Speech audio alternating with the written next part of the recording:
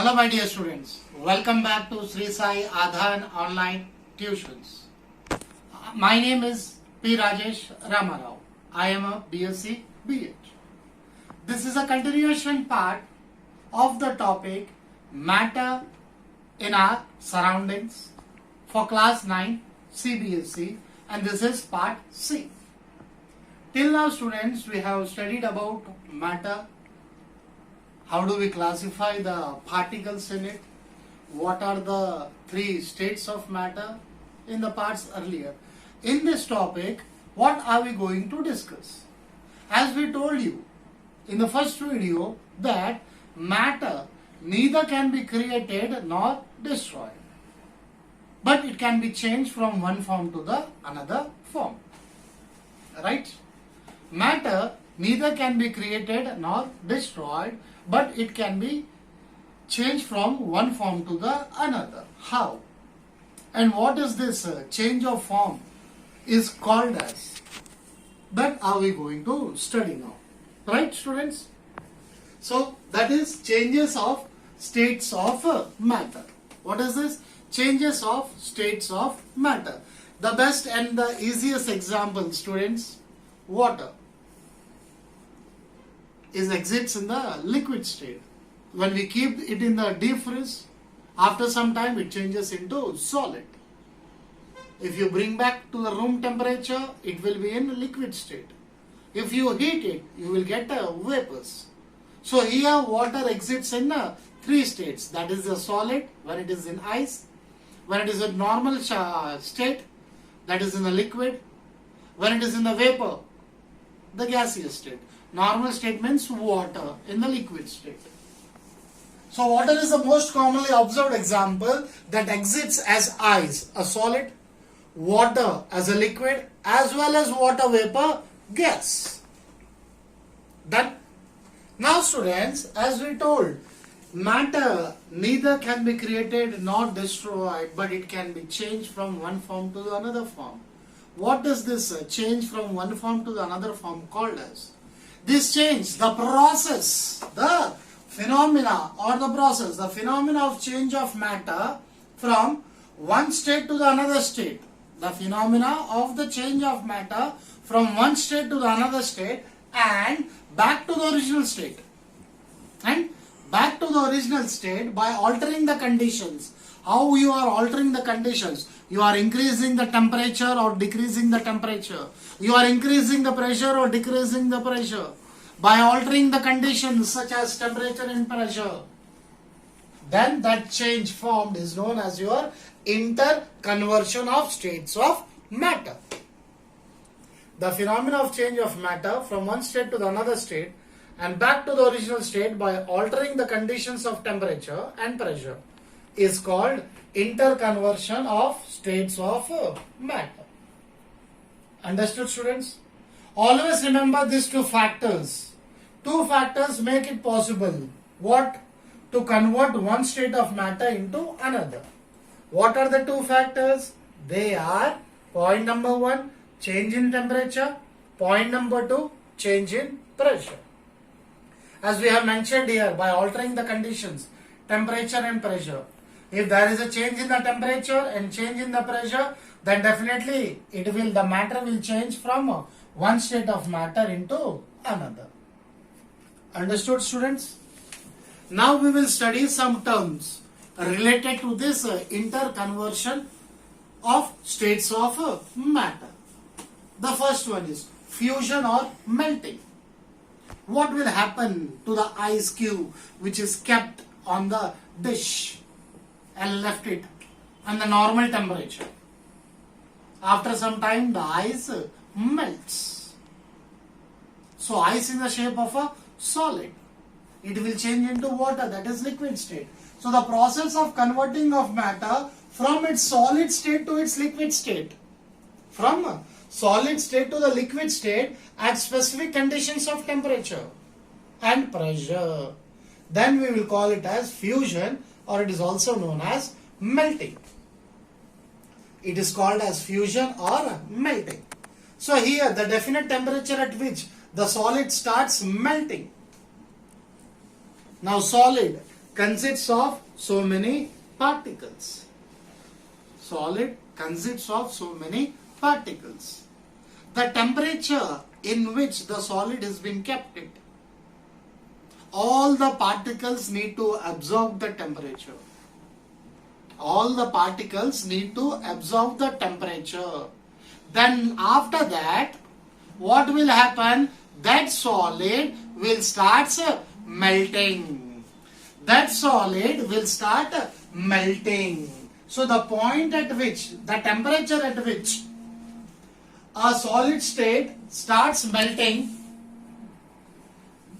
is called melting point of that solid. Is called melting point of that solid. So melting point of ice is 0 degrees Celsius, or if you are writing in Kelvin, it will be 273.16 Kelvin.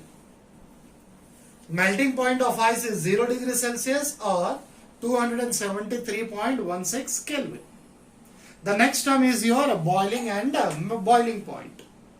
The process of conversion of matter, which matter here? In the liquid state to the vapor state, that is gaseous state, student. Liquid to gaseous state, if it is changing, again at specific conditions of temperature and pressure, we call it as a boiling. So at one particular temperature, the liquid starts boiling at atmospheric pressure. That particular temperature is known as boiling point. Understood, students? Now, what are the next terms? Few terms we have studied, few terms now we are going to discuss. Here in sublimation, what is sublimation? As I told you other, when your mother lights up the dhoop stick called agarbatti, when she performs aarti, she, what do you call, a white color substance, she take a material and she lights up, you will get a light fire. And after some time, that white color substance disappears. What is that called as? Or when you have seen your mother while folding the clothes in the almirah or in the wardrobe, she places white color balls. Why does she do? But after some time, point number one, why does she do? Point number two is, what happens to the white color balls after some time? The white color balls, what they are called as? They are called as naphthalene balls. They are called as naphthalene balls, and they are placed in between the clothes to get rid of the insects and the bad odor if they are not in use for a longer time. They are the naphthalene balls. They are placed in between the clothes to get rid of the insects and the bad odor. Clear? But what happens to the naphthalene balls after a few days? It disappears. Why so? And earlier when naphthalene balls, we can touch it. It is in the solid state. But after a few days, it disappears. We cannot see it. So what happens? The camphor which your mother lighted up, it catches fire. After some time, nothing is seen. So what is this process here?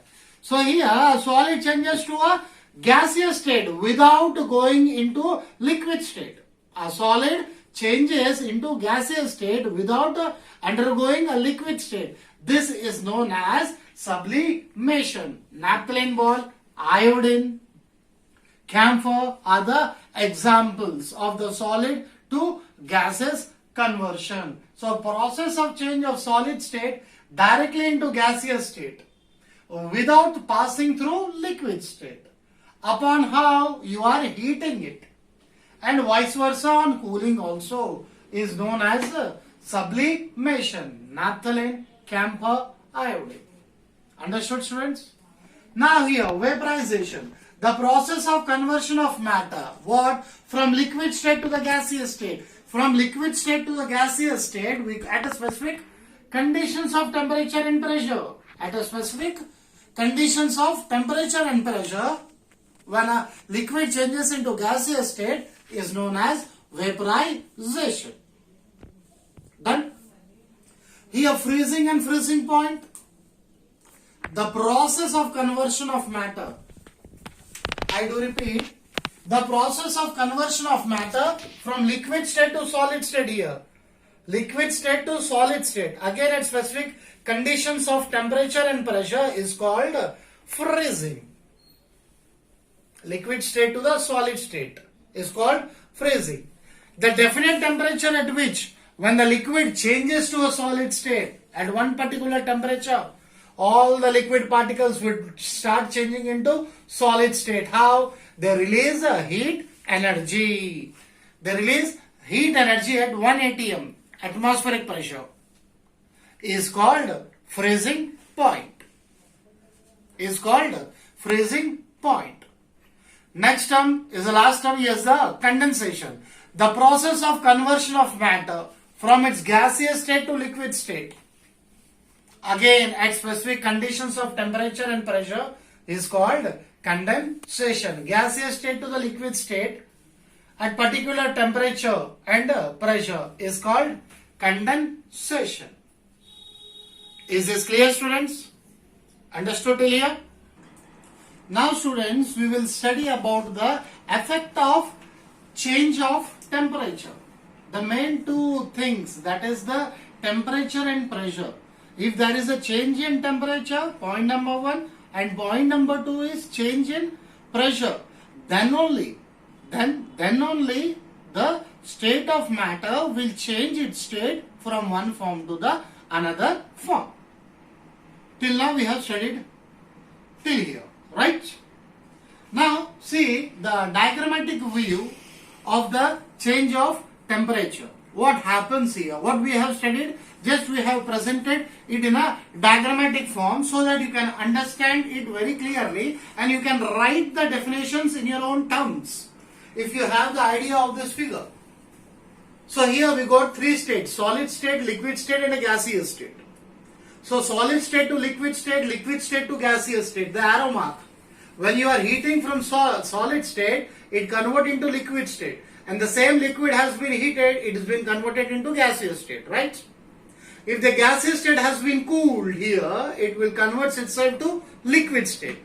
Similarly, liquid state is being cooled, it comes to solid state. So the interconversion of three states of matter, what we have studied: a solid, liquid and gas. So the temperature at which a particular substance, that is a solid, changes to liquid is called a fusion. If the liquid changes to a solid at the fixed temperature, solidification. Liquid changes to a solid state, solidification. If a liquid changes to a gaseous state, vaporization. Gaseous changes to liquid state, condensation, reverse. Solid directly changes to gaseous state without undergoing liquid state, sublimation. Again, gas to solid, sublimation. So this schematic view will make you understand easily to know what are the changes in the states of matter in their forms takes place and what are they called as. That is your interconversion of three states of matter. So from this, my dear students, we conclude that the state of matter can be changed into another by changing the temperature. We conclude that the state of matter, solid to liquid or liquid to gas or solid to gas or gas to liquid, liquid to solid or gas to solid can be changed. How? By changing the temperature. Clear, students? Now see here regarding the temperature, the scales of measuring the temperature. We tell the temperature today is 32 degrees Celsius. In your school news bulletin, one of the student will be reading that today's temperature is 23 degrees Celsius or 32 degrees Celsius. Right? So the unit of temperature, what we use is degree Celsius. But we have Kelvin and Fahrenheit. Degree Celsius, Kelvin and Fahrenheit. what is the relation between all these three temperatures? These are the units of temperatures, and what is the relation between them? We are going to discuss now, students. So the three scales of measuring temperatures are as follows. Temperatures on Kelvin scale. The first scale we have taken, the Kelvin scale.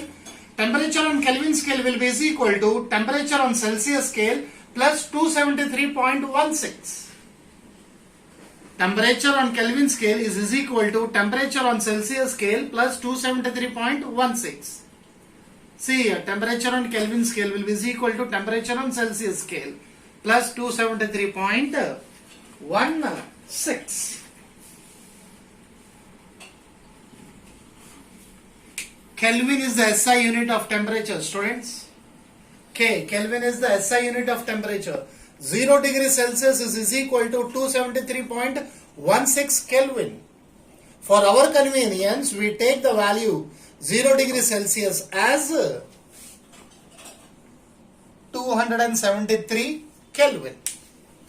For our convenience, we take 0 degree Celsius is equal to 273 Kelvin.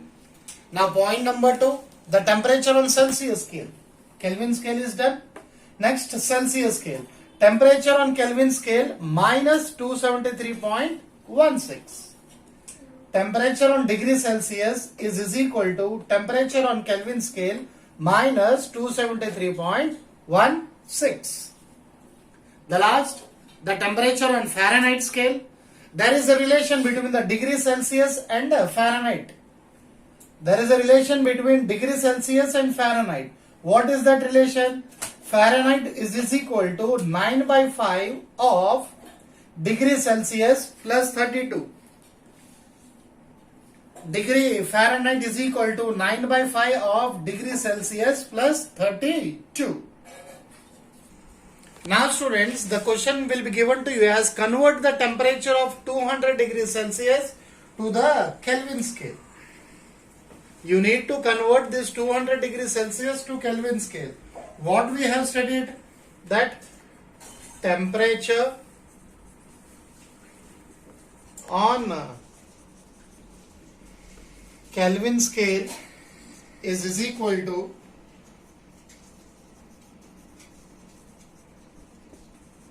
temperature on Celsius scale plus 273.16. Temperature on Kelvin scale will be equal to temperature on Celsius scale plus 273.16. How much is the temperature on the Celsius scale? 200 degrees Celsius. So write 200 and add 273.16. What are you going to get, students? 473.16. What it is? It is Kelvin scale. So please do write the unit K. Please do write the unit K. Units are very important, students. So at the end we write as thus a Kelvin scale,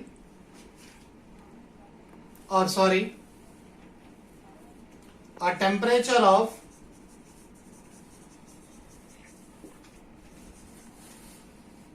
200 degrees Celsius on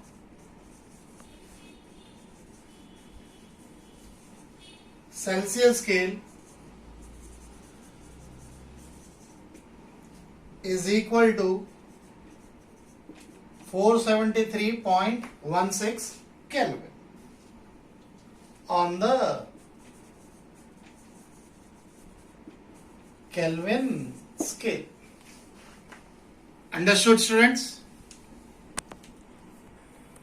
The next question is, convert the temperature of 450 K to the Celsius scale. So, to the Celsius scale you need to convert, that is, we write temperature on Celsius scale is equal to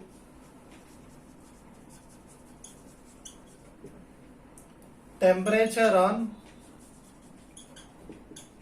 Kelvin scale minus 273.16. Subtraction. Whenever the Kelvin scale is converted to Kelvin scale is converted to Celsius scale. If Celsius scale is converted to Kelvin scale, we will add on. As simple as that, students. So how much is the total given Kelvin? 450 minus how much? 273.16. And what is the answer you are going to get? 176.84 degrees Celsius. So at the end we write, thus a temperature of 450 Kelvin on which scale? Kelvin scale is equal to 176.84 degrees Celsius on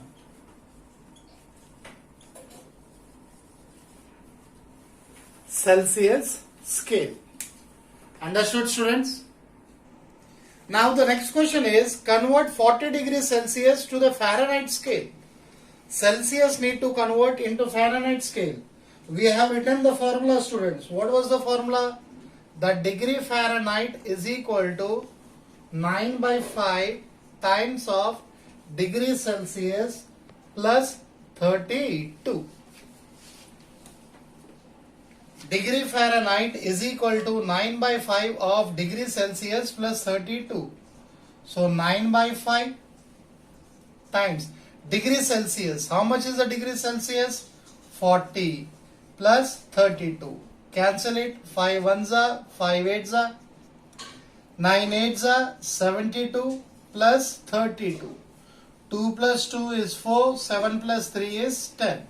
104. So therefore 40 degrees Celsius is equal to 104 degree Fahrenheit.